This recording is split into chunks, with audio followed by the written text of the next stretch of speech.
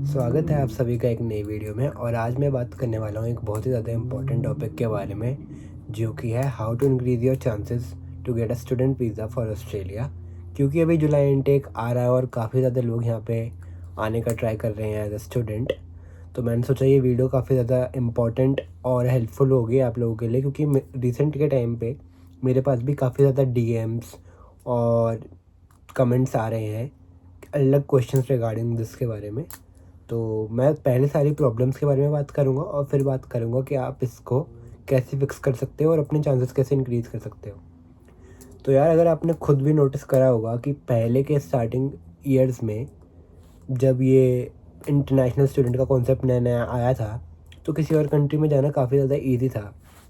Australia आने के लिए भी रिजेक्शन रेट खाली 10% के आसपास था, बट 2023 से लेकर 2025 तक ये रिजेक्शन रेट खाली बढ़ता ही जा रहा है और पहले के मुकाबले डबल हो चुका है। तो इसका रीज़न ये है क्योंकि यहाँ की गवर्नमेंट माइग्रेशन को काफ़ी ज़्यादा रिड्यूस करना चाह रही है और उनका प्लान ये है कि 2027 तक माइग्रेशन को काफ़ी ज़्यादा रिड्यूस कर दिया जाए। इसलिए इन्होंने हर एक फील्ड में वीज़ा देना कम कर दिए हैं, और जो सबसे ज़्यादा फील्ड है जिसके चक्कर माइग्रेशन होता है वो है इंटरनेशनल स्टूडेंट्स। और सबसे ज़्यादा इंटरनेशनल स्टूडेंट्स कहाँ से आते हैं? वो है हमारी कंट्री इंडिया। तो इन्होंने हर एक यूनि पे कैप लगा दिया कि खाली आप इतने नंबर ऑफ़ स्टूडेंट्स को ही ले सकते हैं और इनरोल कर सकते हैं, ताकि इनके पास भी ईज़ी रहे कि इनको स्टूडेंट वीज़ा देने में ज़्यादा प्रॉब्लम ना हो। तो मैं सारे इश्यूज़ के बारे में बात करता हूँ। पहले है जेन्युइन स्टूडेंट टेस्ट, जिसकी शॉर्ट फॉर्म है जीएसटी। तो काफ़ी ज़्यादा स्टूडेंट जीएसटी को बहुत ज़्यादा फॉर ग्रांटेड लेते हैं। जीएसटी का आपका डॉक्यूमेंट सबमिट हो सकता है और कुछ खाली, ये बहुत रेयर केसेस है, लेकिन इंटरव्यू भी हो सकता है। मेरे केस में ये एक खाली पीडीएफ था, मतलब रिटन डॉक्यूमेंट था, जो मैंने खुद फिल करा था और अपने एजेंट के थ्रू भेजा था।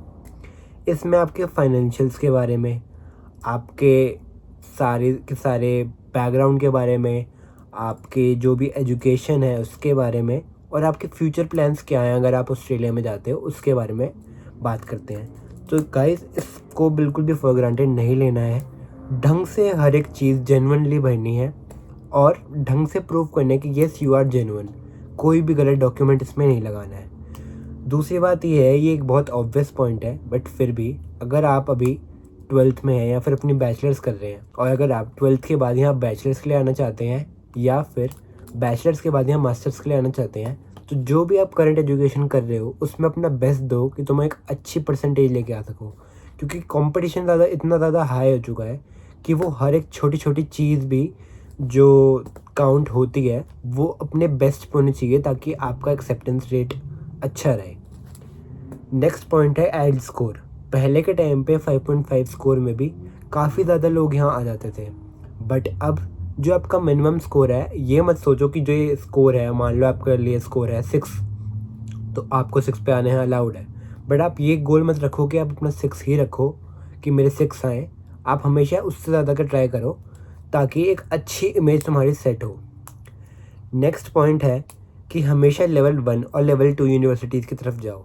काफ़ी लोग यहाँ क्या करते हैं, एक ऐसे ही नॉर्मल किसी कॉलेज में एडमिशन ले लेते हैं और फिर सोचते हैं कि उनका वीज़ा एक्सेप्ट हो जाएगा। तो नहीं, इस चीज़ के बारे में आइडिया ये है कि गवर्नमेंट ऑब्वियसली ये चाहती है कि ऐसे लोग आए जो उनकी इकोनॉमी में हेल्प करें। और अगर आप कोई बहुत ज़्यादा हल्का कोर्स या फिर किसी ऐसे ही कॉलेज में एडमिशन लोगे, तो वो आपका वीज़ा एक्सेप्ट करने के चांस बहुत ज़्यादा कम कर देगी। इसलिए मैं हमेशा कहता हूँ कि या तो लेवल 1 यूनिवर्सिटी या फिर लेवल 2 यूनिवर्सिटी के अंदर ही एडमिशन लें। और अगर आप चाहते हो कि मैं इस बारे में अलग से वीडियो बनाऊँ और जीएसटी टॉपिक भी उसमें ढंग से डिस्कस करूँ, तो आप ये बात मुझे कमेंट्स में बता सकते हो। नेक्स्ट बात करते हैं। अब बात करते हैं कि ये सारी चीज़ों पे हम काम कैसे कर सकते हैं। मैंने यहाँ पे सारे पॉइंट्स लिखे हुए हैं, इसलिए मैं बार बार आपको पढ़ के बता रहा हूँ ताकि कोई भी पॉइंट मिस ना हो। तो पहली बात यार, फाइनेंशियल्स दिखाने के टाइम पे काफ़ी ज़्यादा लोग होल्ड बैक करते हैं कि नहीं, इतने से काम चल जाएगा। तो मैं तो यही कहूँगा, जितना आप दिखा सकते हो उतना दिखाओ, क्योंकि बहुत लोगों का मेरे टाइम पे मैंने ये देखा है कि उनके सारा एजुकेशन बैकग्राउंड अच्छा है, हर एक डॉक्यूमेंट जेन्युइन है, बट उन्होंने अपना फाइनेंशियल बैकग्राउंड दिखाते हुए थोड़ा होल्ड बैक करा, अपने फंड्स थोड़े कम दिखाए, इसके चक्कर उनका रिजेक्शन हो गया। सेकंड है किसी ऐसे कोर्स में आओ जो ऑस्ट्रेलिया को भी हेल्प करे और ऑस्ट्रेलिया की गवर्नमेंट को लगे कि हाँ, इस बच्चे से हमारी भी कुछ हेल्प हो रही है। तो आप ऐसे कोर्सेज़ और ऐसे ऑक्यूपेशन चेक कर सकते हो। स्किल ऑक्यूपेशन लिस्ट पे आप चेक कर सकते हो कि यहाँ पे आपका कोर्स है कि नहीं। अगर है तो दैट्स वेल एंड गुड, अगर आप उसमें आ रहे हो तो, क्योंकि वो गवर्नमेंट के लिए भी अच्छा है और आपके लिए भी काफ़ी फ्यूचर में अच्छा रहेगा अगर आप यहाँ पे पीआर वगैरह के लिए अप्लाई कर रहे हो। जेन्युइन स्टूडेंट टेस्ट, जैसे मैंने शुरुआत में भी डिस्कस करा, इसको आप बिल्कुल बढ़िया तरीके से भरिए। इसमें हर एक चीज़ अपना हर एक डॉक्यूमेंट बिल्कुल जेन्युइन होना चाहिए, कुछ भी इसमें दिक्कत नहीं होनी चाहिए। आइल्स की प्रिपरेशन आप यूट्यूब से कर सकते हो। और दूसरा मेरा ये रहेगा आपको एडवाइस, बहुत लोग जल्दबाजी में कम स्कोर से ही ये सोचते हैं कि नहीं नहीं, इस ये वाला जो स्कोर मेरा आया है इससे ही मेरा एक्सेप्ट हो जाएगा, मैं फिर से नहीं दे रहा एग्ज़ाम। तो ये मत करो। अगर आपको टाइम लेना है एग्ज़ाम की प्रिपरेशन के लिए, ढंग से एग्ज़ाम की प्रिपरेशन करो, उसके बाद ही एग्ज़ाम दो। क्योंकि एग्ज़ाम कोई ऐसी चीज़ नहीं है कि बहुत सस्ते में रजिस्टर हो रहा है। और आपको पता ही है आजकल मेरे हिसाब से तो शायद 17K तक का हो चुका है आइल्स का एग्ज़ाम इंडिया में। तो जल्दबाजी में जल्दी इसको बार बार रजिस्टर मत करो। अगर आपका एक बार नहीं भी हुआ या फिर कम स्कोर आया है, थोड़ा टाइम लो, अपने ऊपर काम करो, अपनी लास्ट टाइम की मिस्टेक्स देखो और फिर एग्ज़ाम दो। एक पॉइंट जो कि काफ़ी ज़्यादा ऑब्वियस है बट फिर भी स्टूडेंट्स नहीं चेक करते, कि आप अपने एजेंट का हमेशा बैकग्राउंड देखें कि क्या उसका जितनी भी उसने फाइल्स लगाई हैं क्या वो एक्सेप्ट हुई भी हैं या नहीं, और कितना उसका सक्सेस रेट है।